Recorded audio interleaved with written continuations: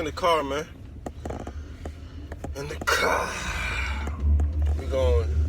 I've been kind of slacking on the videos lately, but it's alright. Of course, I'm about to come back with some more gems. I actually found some gems too. Beautiful, perfect size. Exactly what I needed. So we finna turn up, and the podcast on the way. So it's a lot of goodness going on.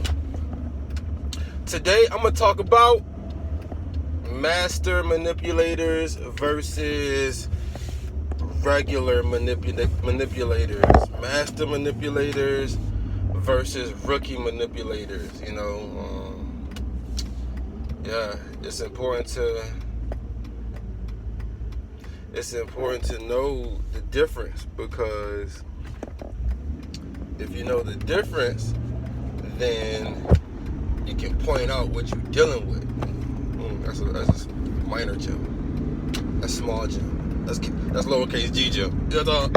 So you got to know the difference, and that's what I'm gonna do. I'm gonna help y'all learn the difference between a master manipulator and a regular manipulator. Now, manipulators, they aren't really.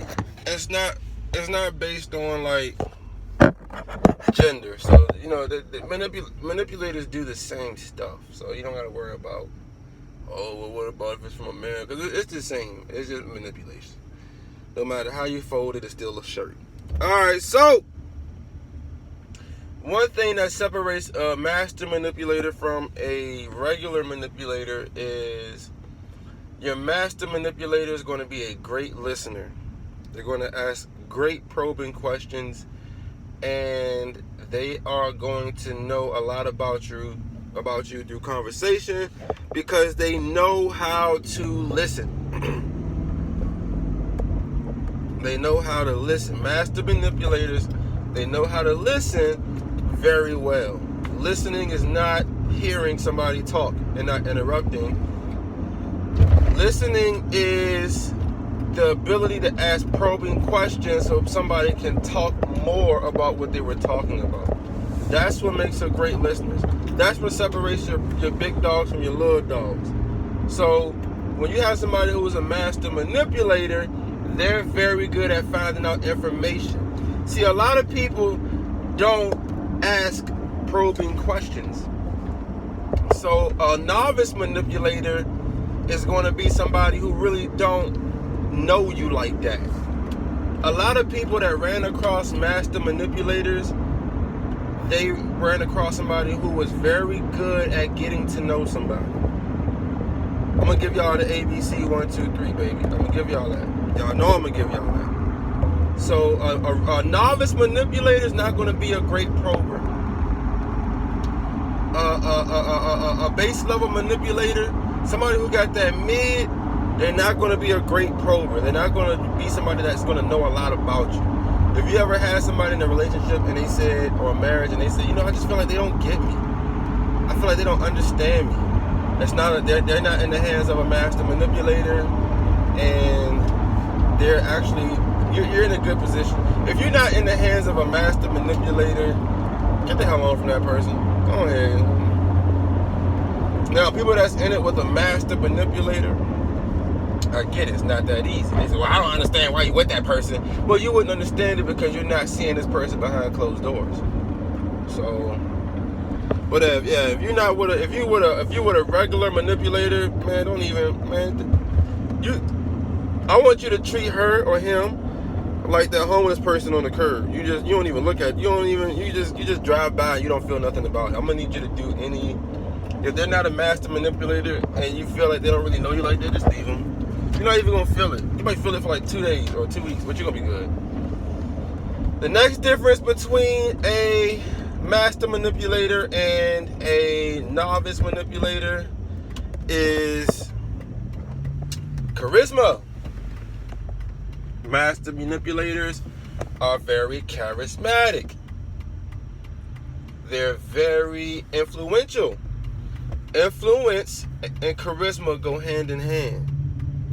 See, a lot of people are not charismatic. A lot of y'all are like mayonnaise sandwiches. with nothing, just mayonnaise and bread. A lot of y'all are just mayonnaise sandwiches. Now, you have the potential to be a BLT. You have the potential to be a BLT, but you just haven't done the work, so therefore you're just a mayonnaise sandwich. Your master manipulator is going to be a BLT. Your regular manipulator is going to be a mayonnaise sandwich.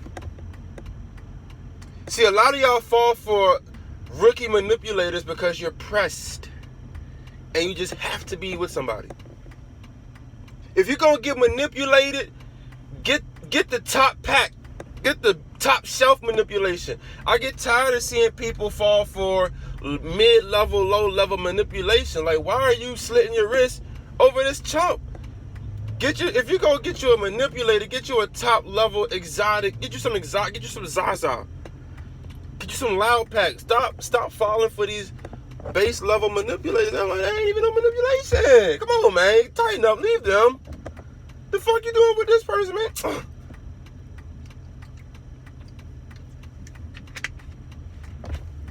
That's my one. I hate to hear when somebody say that about somebody in a relationship.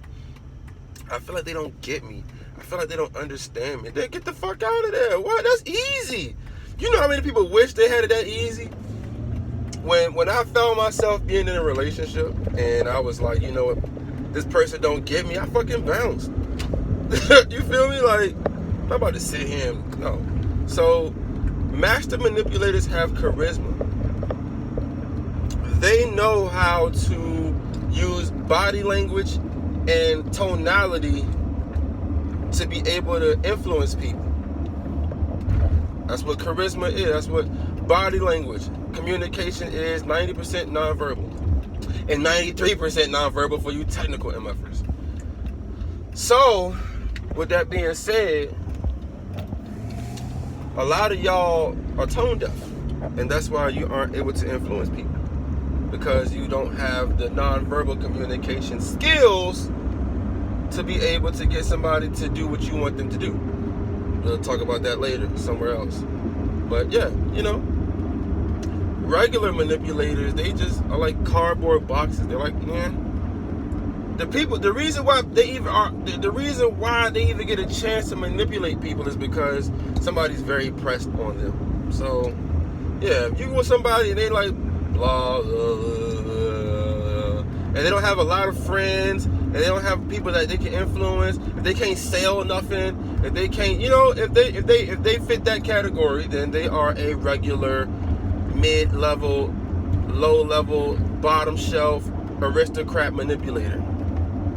But you get somebody who's charismatic and they are very good at listening and asking probing questions, well, you got yourself a master, baby.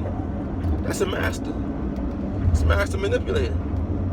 So, the differences between a master manipulator and some mid: 1, listening skills and probing questions. 2, charisma/influence.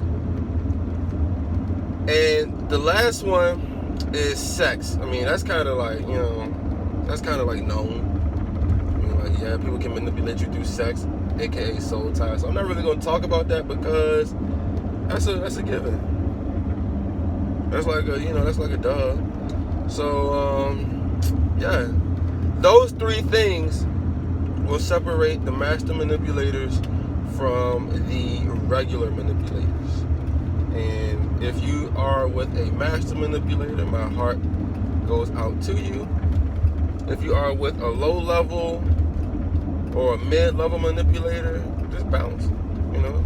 Now, if you got kids with that person, or if you got a house with them, yeah, it might not be that easy, but yeah, just bounce. Like, don't fall in love, and you're not even in love. Y'all are just there.